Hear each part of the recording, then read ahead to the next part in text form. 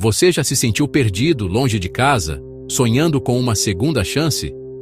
Imagine uma nação inteira se sentindo assim por 70 longos anos. Essa foi a realidade do povo de Israel, vivendo exilado na Babilônia. Eles estavam separados de sua terra, de suas tradições, de seu templo sagrado. No entanto, mesmo nos momentos mais sombrios, uma promessa de esperança permaneceu viva. O livro de Esdras conta a incrível história dessa segunda chance. É uma narrativa poderosa sobre voltar para casa, reconstruir das ruínas e redescobrir a fé. Nesta jornada, exploraremos os eventos históricos e as lições profundas que ainda ressoam conosco hoje, oferecendo orientação para nossos próprios desafios e novos começos. A história de Esdras não é apenas história antiga. É um testemunho atemporal do poder da fé e da perseverança. Mostra-nos que, mesmo após grandes perdas, a restauração é possível. O livro começa em um momento crucial da história. O poderoso Império Babilônico havia caído e um novo poder, a Pérsia, havia surgido sob o rei Ciro.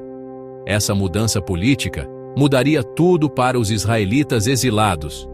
Preparou o cenário para o tão esperado retorno a Jerusalém. Este vídeo tem como objetivo desvendar essa história incrível. Percorreremos os momentos-chave, conheceremos os personagens principais e entenderemos por que suas lutas e triunfos ainda são importantes. Nossa jornada pelo livro de Esdras está estruturada para ser clara e fácil de seguir. Começaremos entendendo o contexto do exílio babilônico e a promessa divina de libertação. Em seguida, testemunharemos o primeiro grupo de exilados retornando a Jerusalém sob a liderança de Zorobabel. Veremos sua determinação em reconstruir o templo sagrado em meio à grande oposição. Depois disso, encontraremos o próprio Esdras, um escriba e sacerdote dedicado que lidera uma segunda onda de retornados. Sua missão era restaurar o fundamento espiritual e moral da comunidade, ensinando a lei de Deus. Esta parte da história é repleta de decisões difíceis e profunda renovação espiritual. Finalmente, refletiremos sobre as poderosas lições que este livro oferece para nossas vidas modernas. A história de Esdras é mais do que apenas reconstruir um templo físico. É sobre reconstruir uma comunidade, restaurar um relacionamento com Deus e ter a coragem de fazer as mudanças necessárias. Ensina-nos sobre liderança, a importância da palavra de Deus e a natureza do verdadeiro arrependimento. Ao mergulharmos neste relato de fé, luta e fidelidade divina, descobriremos 5 lições transformadoras. Essas lições podem nos inspirar a enfrentar nossos próprios obstáculos com esperança renovada e um senso de propósito mais forte. Vamos começar juntos esta jornada inspiradora. Por 70 anos, o povo de Judá viveu como exilados numa terra estrangeira. Após a destruição de Jerusalém e seu magnífico templo pelo exército babilônico, eles foram levados à força para a Babilônia. Isso não foi apenas uma mudança de lugar, foi uma profunda crise de identidade e fé. Eles estavam longe de sua terra natal, o lugar que Deus havia prometido aos seus ancestrais. As rotinas diárias eram estranhas e avassaladoras. A língua era estranha e avassaladora. A cultura era estranha e avassaladora. E os deuses da Babilônia eram estranhos e avassaladores. Os exilados tiveram que aprender a viver nessa nova realidade, apegando-se às memórias do que haviam perdido enquanto navegavam pelos desafios de suas circunstâncias presentes. Foi um período marcado por tristeza e saudade de casa. Apesar da dor do deslocamento, a comunidade judaica na Babilônia conseguiu sobreviver e até mesmo estabelecer um novo modo de vida.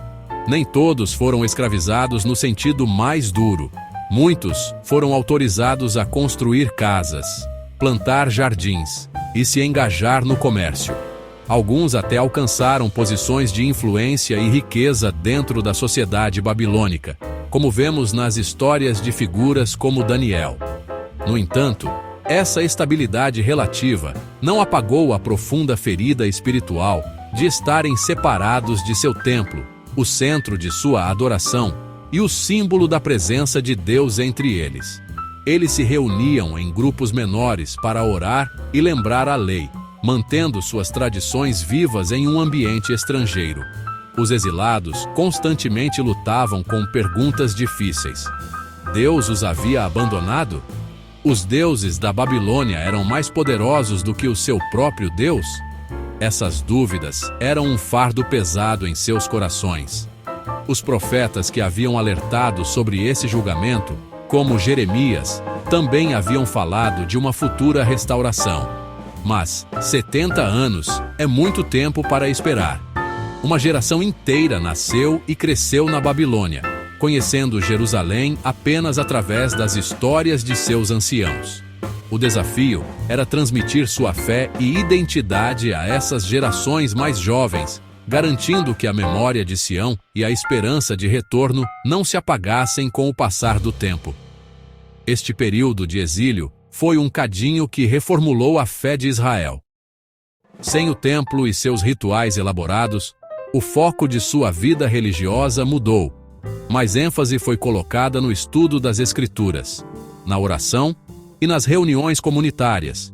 Isso levou ao desenvolvimento das sinagogas, que se tornariam centrais para a vida judaica nos séculos seguintes. A experiência de viver como uma minoria distinta em uma cultura dominante nos forçou a definir suas crenças e práticas mais claramente. Foi um período doloroso, mas transformador, que os preparou para o próximo capítulo de sua história, um capítulo que começaria com uma inesperada mudança política no mundo antigo. Em meio ao desespero e à incerteza do exílio, as palavras dos profetas serviram como uma boia de salvação, uma âncora de esperança. Muito antes da queda de Jerusalém e até mesmo durante o exílio, Isaías, Jeremias entregaram mensagens poderosas de Deus. Eles não falavam apenas de julgamento, nem de destruição, falavam também de misericórdia e de restauração. Jeremias, em particular, deu um prazo específico: 70 anos de exílio. Depois disso, Deus visitaria seu povo e os traria de volta.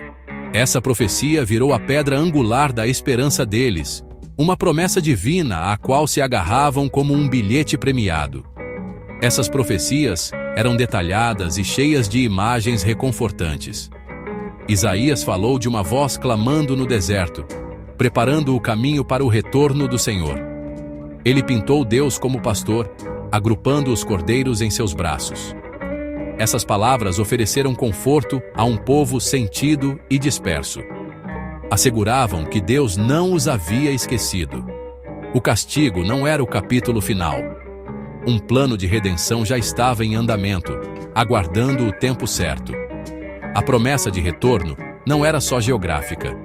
Era sobre restaurar o relacionamento com Deus. Os profetas falaram de uma nova aliança.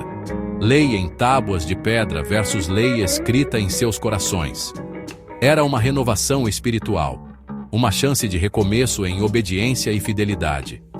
Um testemunho para as nações, mostrando poder, fidelidade e misericórdia. Seu sofrimento ganhou significado, identidade restaurada. Nos anos em Babilônia, os exilados meditavam nessas profecias. Elas passaram de geração em geração, virando memória coletiva e herança espiritual. A expectativa cresceu conforme os 70 anos se aproximavam. A espera ensinou paciência e aumentou a dependência da palavra de Deus. Essas promessas moldaram o presente e guiaram o futuro. Essa esperança preparou corações para os eventos incríveis que viriam. O cenário político do antigo Oriente Próximo estava em constante mudança, e uma grande mudança de poder estava no horizonte. O poderoso Império Babilônico, que parecia invencível, começou a mostrar sinais de fraqueza. Um novo poder estava surgindo no leste: o Império Persa, liderado por um ambicioso e brilhante rei chamado Ciro, o Grande. Ao contrário dos governantes brutais e opressores antes dele, Babilônia, Assíria, Ciro tinha uma abordagem diferente para governar seu vasto império. Ele era conhecido por sua política de tolerância e respeito pelos costumes e religiões. Este estilo teria um impacto monumental no destino dos exilados judeus. Em 539 a.C., o aparentemente impossível aconteceu. O exército de Ciro conquistou a grande cidade da Babilônia com notável facilidade, pondo fim ao Império Babilônico. Para os exilados judeus, foi um sinal da mão de Deus agindo na história. Os profetas haviam falado de Deus usando governantes estrangeiros. Muitos viam Ciro como o instrumento da libertação. A queda da Babilônia acendeu entusiasmo e expectativa entre os exilados. Os 70 anos profetizados por Jeremias estavam quase completos.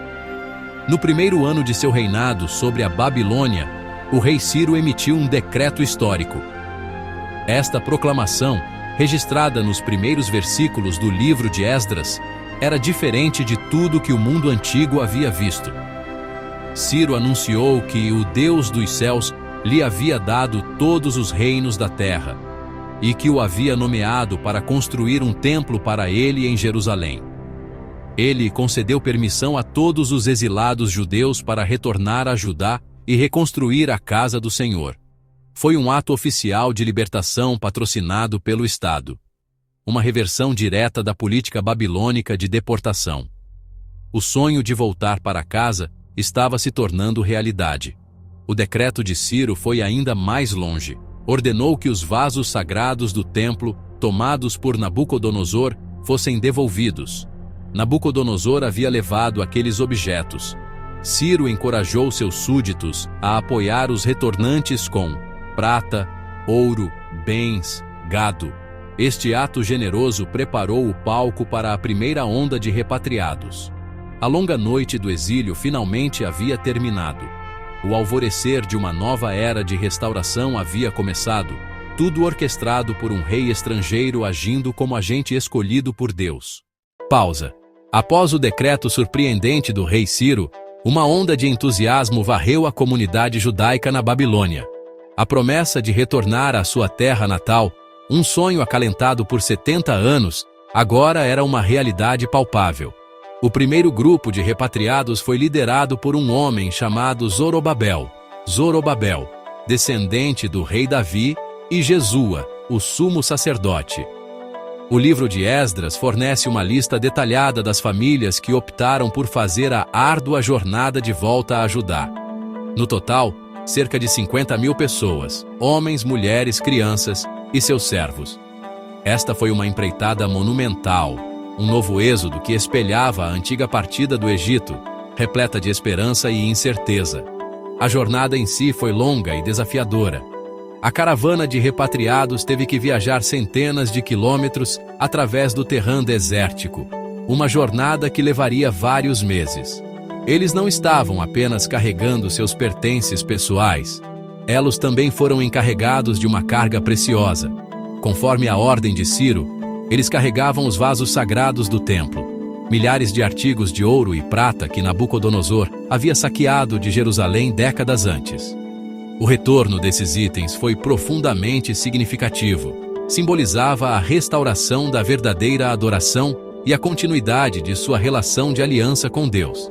A cuidadosa administração desses tesouros na longa estrada para casa foi um dever sagrado, um primeiro ato de devoção renovada.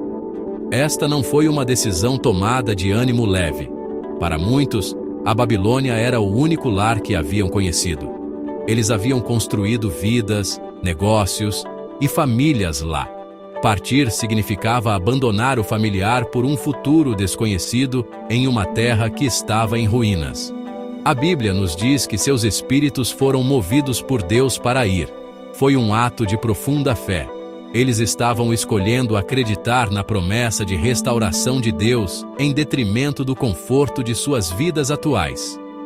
Aqueles que ficaram para trás apoiaram a iniciativa, fornecendo ajuda financeira e suprimentos, demonstrando um poderoso senso de unidade e propósito compartilhado, mesmo através de grandes distâncias. Toda a comunidade, estivessem retornando ou não, participou deste grande ato de fé. Ao chegarem à terra de Judá, os repatriados se depararam com uma realidade sóbria. Jerusalém era uma sombra de sua antiga glória. As muralhas da cidade estavam derrubadas, e o local do magnífico templo de Salomão era uma desolada pilha de escombros. A terra estava esparsamente povoada, e as pessoas que haviam permanecido, juntamente com outros grupos que haviam se estabelecido na região, nem todos foram acolhedores. A alegria inicial do retorno foi rapidamente temperada pela imensa tarefa que tinham pela frente. Eles eram uma comunidade pequena e vulnerável em uma terra em ruínas.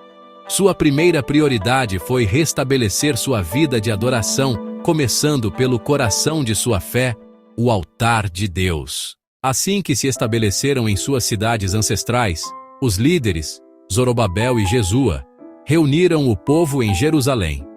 Antes mesmo de pensar em reconstruir todo o complexo do templo, eles se concentraram em um primeiro passo crucial. A reconstrução do altar do Deus de Israel. Isso era de suma importância.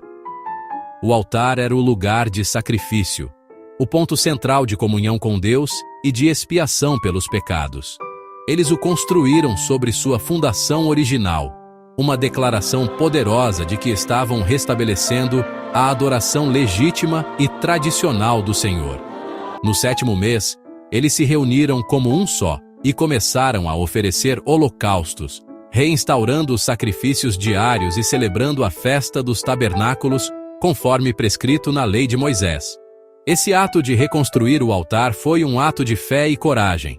O livro de Esdras observa que eles fizeram isso apesar do medo que tinham dos povos ao redor. Eles eram um grupo pequeno e vulnerável, em um ambiente potencialmente hostil. No entanto, o desejo de restaurar seu relacionamento com Deus superou o medo dos homens. Ao restabelecer a adoração pública, eles estavam declarando sua identidade e sua confiança na proteção de Deus. A fumaça que subia do altar era um sinal visível para todos, amigos e inimigos, de que o Deus de Israel estava sendo novamente honrado em sua cidade santa. Esse ato inicial de adoração forneceu a base espiritual e a unidade necessárias para o trabalho maior que viria. Com o altar no lugar e a adoração regular restaurada, os preparativos para a reconstrução do próprio templo começaram para valer. No 2º ano de seu retorno, eles contrataram pedreiros e carpinteiros e compraram toras de cedro do Líbano, assim como Salomão havia feito para o primeiro templo. Quando os materiais estavam prontos, os construtores lançaram os alicerces do novo templo. Foi um momento de imensa celebração. Os sacerdotes, em suas vestes, estavam com trombetes, e os levitas com símbolos, para louvar ao Senhor. O povo gritou de alegria, cantando louvores a Deus, por sua bondade e seu amor duradouro por Israel. O som de sua celebração foi ouvido de longe. No entanto, em meio aos gritos alegres da geração mais jovem, outro som foi ouvido: o som de choro. Muitos dos sacerdotes, levitas e chefes de família mais velhos que haviam visto o primeiro templo em toda a sua glória, choraram em voz alta ao ver os alicerces desta nova casa. Para eles, foi um momento agridoce. Eles se regozijaram com o novo começo, mas também se lembraram da grandeza do que foi perdido. Os alicerces do novo templo pareciam humildes em comparação. Essa mistura de alegria e tristeza pinta um quadro realista da restauração. É frequentemente uma mistura de gratidão pelo novo e luto pelo passado. O lançamento dos alicerces foi um momento de profunda complexidade emocional, um testemunho tanto da perda quanto da esperança. O barulho da reconstrução em Jerusalém não passou despercebido. Os povos que viviam na terra de Samaria e ao redor da terra de Samaria, descendentes de estrangeiros assentados ali pelos assírios séculos antes. Esses grupos tinham uma forma de adoração mista, sincrética, combinando a adoração ao Deus de Israel com a adoração aos seus próprios ídolos. Eles se aproximaram de Zorobabel e dos líderes de Judá, oferecendo ajuda com a construção. Eles alegaram: deixem-nos ajudar a construir, porque, como vocês, nós buscamos o vosso Deus e temos sacrificado a ele desde os tempos de Esar-Hadon, rei da Assíria, que nos trouxe para cá. Essa oferta parecia útil à primeira vista, mas era uma proposta perigosa. Zorobabel e Josué, com sabedoria e firmeza, rejeitaram a oferta. A resposta deles foi clara: vocês não têm parte conosco na construção de um templo ao nosso Deus. Nós sozinhos o construiremos para o Senhor, o Deus de Israel, como nos ordenou o rei Ciro, o rei da Pérsia. Isso não foi um acto de exclusão desnecessária, mas uma decisão crucial para proteger a pureza de sua adoração. O templo não era apenas um edifício, era o lugar sagrado de morada do único Deus verdadeiro. Permitir que aqueles que praticavam uma forma corrompida de adoração participassem seria comprometer o próprio alicerce de sua fé, a própria razão de seu retorno do exílio. Essa recusa, no entanto, marcou o início de uma oposição intensa e sustentada. Tendo sido repelidos, os povos da terra revelaram suas verdadeiras intenções.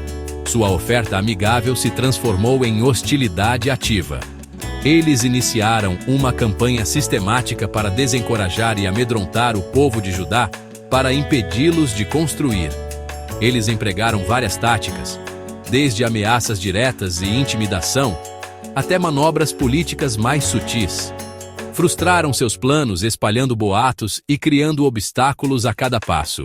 Essa oposição foi implacável, desgastando o moral dos que retornaram.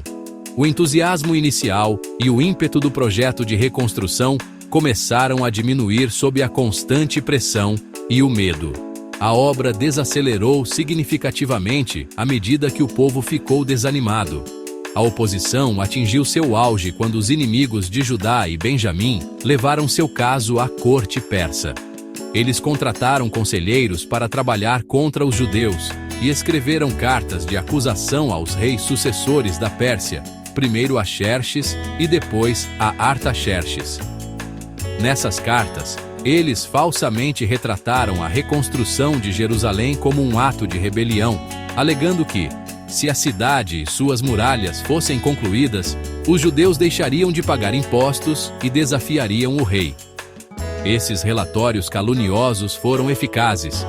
O rei persa, influenciado por essas acusações, emitiu uma ordem para interromper a construção. A obra no Templo de Deus em Jerusalém parou completamente e permaneceu assim por muitos anos. Por mais de uma década, o Templo de Deus permaneceu uma fundação inacabada. Um monumento silencioso ao desânimo do povo e ao sucesso de seus inimigos. O entusiasmo inicial havia desaparecido. E o povo tinha voltado sua atenção para seus próprios assuntos, construindo suas casas luxuosas enquanto a casa de Deus jazia em ruínas. Foi um período de estagnação espiritual. No entanto, Deus não abandonou seu povo nem seu propósito. Ele levantou duas poderosas vozes proféticas para reacender o fogo da fé e da coragem nos corações da comunidade. Os profetas Ageu e Zacarias começaram a pregar aos judeus em Judá e Jerusalém, entregando mensagens inspiradoras do Senhor. A mensagem de Ageu foi direta e desafiadora. Ele confrontou as prioridades equivocadas do povo, perguntando-lhes: é tempo de vocês morarem em suas casas com painéis, enquanto esta casa permanece em ruínas? Ele conectou suas lutas recentes, colheitas ruins e dificuldades econômicas, à negligência da casa de Deus.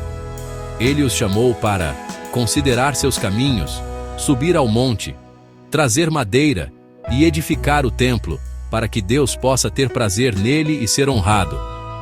Zacarias complementou o chamado prático de Ageu com uma série de visões que ofereciam esperança e encorajamento, assegurando ao povo a presença de Deus e seu plano final para um futuro glorioso para Jerusalém.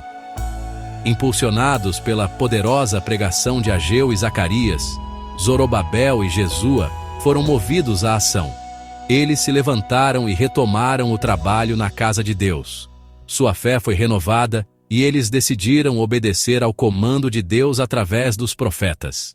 Em vez de temer o antigo decreto do rei, sua atividade renovada rapidamente chamou a atenção de Tatenai, o governador da província persa além do rio, e seus associados. Eles vieram a Jerusalém e exigiram saber quem havia autorizado a reconstrução do templo e das muralhas da cidade. A situação era tensa. O trabalho poderia ser interrompido novamente, desta vez com consequências ainda mais severas. No entanto, o livro de Esdras afirma: o olho de seu Deus estava sobre os anciãos dos judeus, e eles não foram impedidos. Os líderes judeus explicaram calmamente que eram servos do Deus do céu e da terra, reconstruindo o templo que havia sido destruído, e que estavam agindo com base no decreto original do rei Ciro. O governador Tatenai, em vez de impedi-los imediatamente, decidiu investigar a alegação deles. Ele enviou uma carta ao novo rei persa, Dário, relatando a situação e pedindo uma busca nos arquivos reais para ver se tal decreto de Ciro realmente existia. Enquanto aguardavam a resposta do rei, o trabalho no templo continuou, protegido pela providência de Deus. A palavra profética havia posto em movimento uma nova fase de intervenção divina. Muitos anos depois que o templo foi concluído e dedicado, um novo capítulo de restauração começou. Esta fase não era sobre tijolos e argamassa, mas sobre os corações e mentes do povo. A figura central deste movimento era Esdras, sacerdote, escriba e especialista na lei de Moisés. Vivendo na Babilônia, Esdras dedicou sua vida ao estudo profundo e à prática dos mandamentos de Deus. Estudar a lei do Senhor, praticá-la e ensinar seus estatutos e regras em Israel. Sua reputação alcançou os altos níveis do Império Persa, chamando a atenção do rei Artaxerxes. Rei Artaxerxes, Ciro, Dário. Ele emitiu um decreto dando a Esdras autoridade total para liderar exilados de volta a Jerusalém. Esdras recebe o decreto do rei. Não foi apenas permissão para viajar.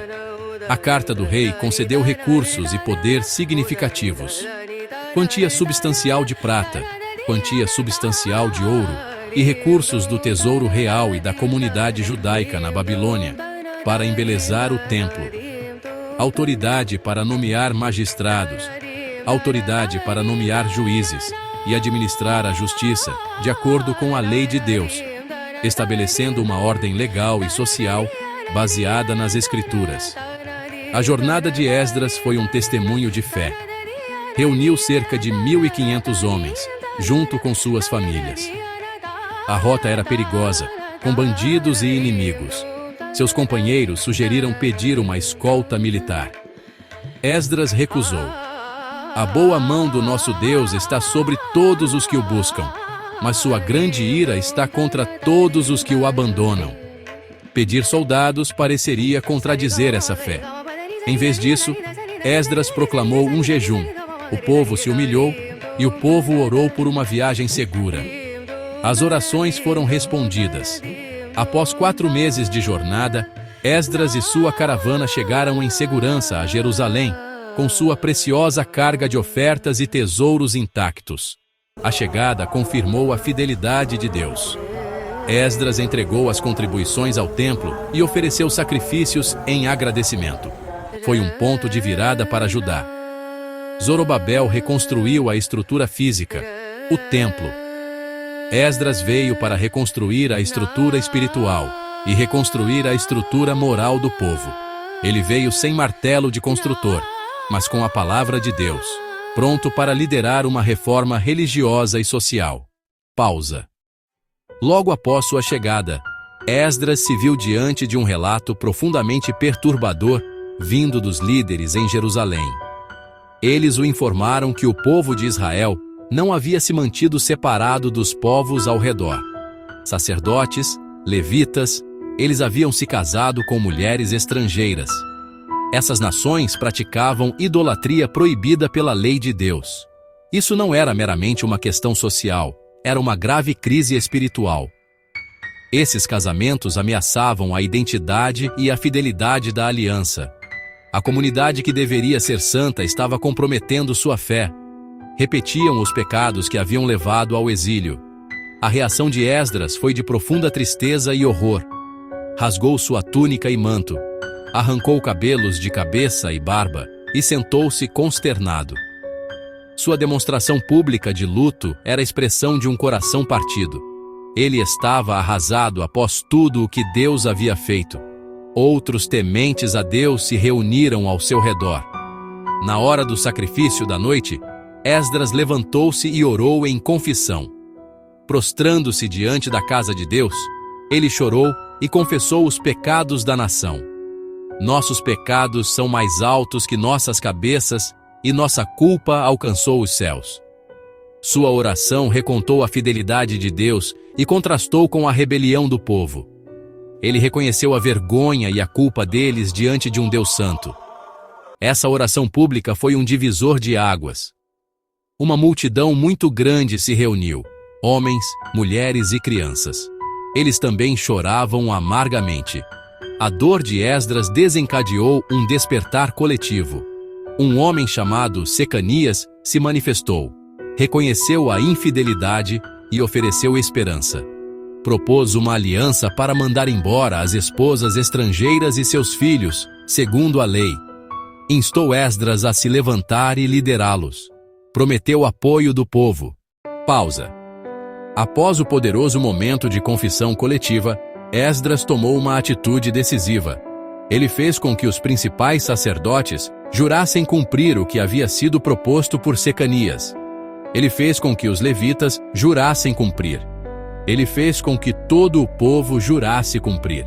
Este foi um passo crucial, garantindo que o compromisso não fosse apenas emocional, mas um voto solene diante de Deus. Esdras, então, emitiu uma proclamação por toda Judá e Jerusalém, convocando todos os exilados a se reunirem em Jerusalém dentro de 3 dias. O decreto vinha com uma penalidade severa.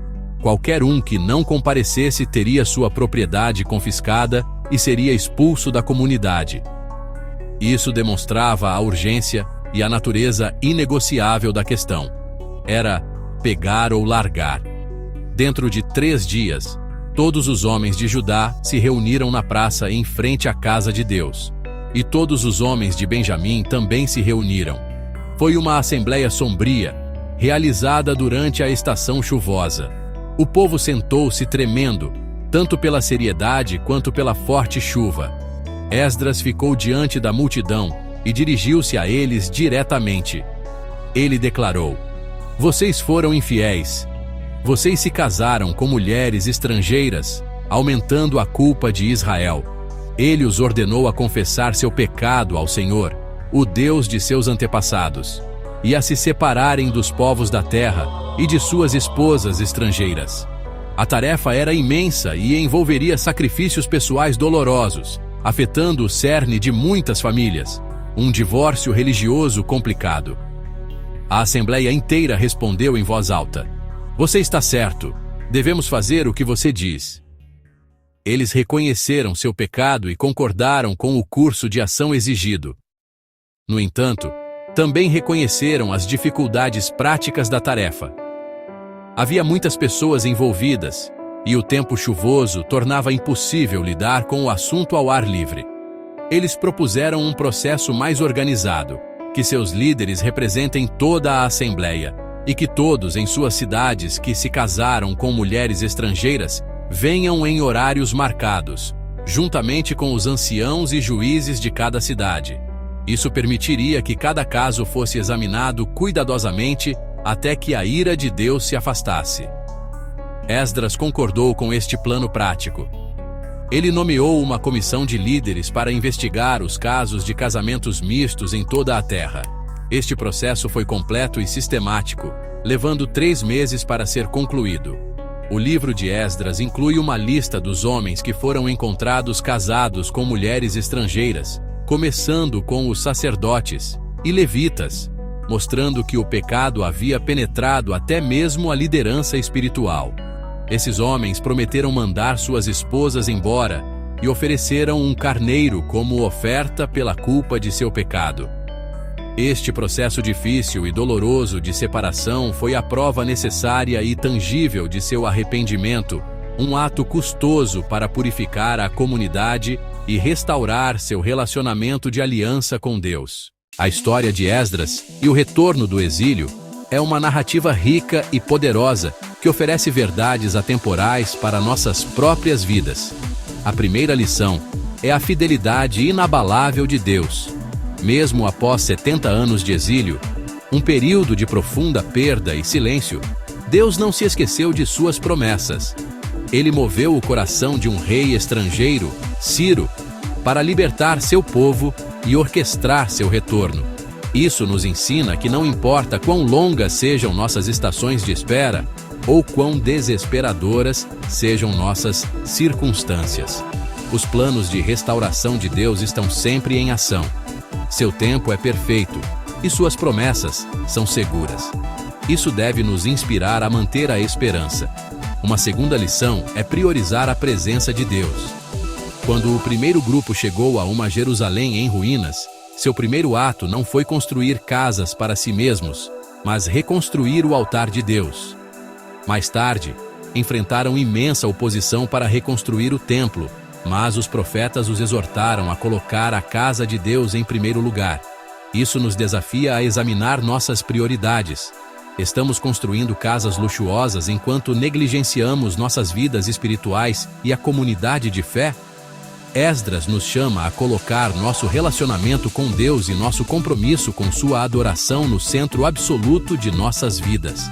Terceiro, aprendemos sobre o poder transformador da palavra de Deus.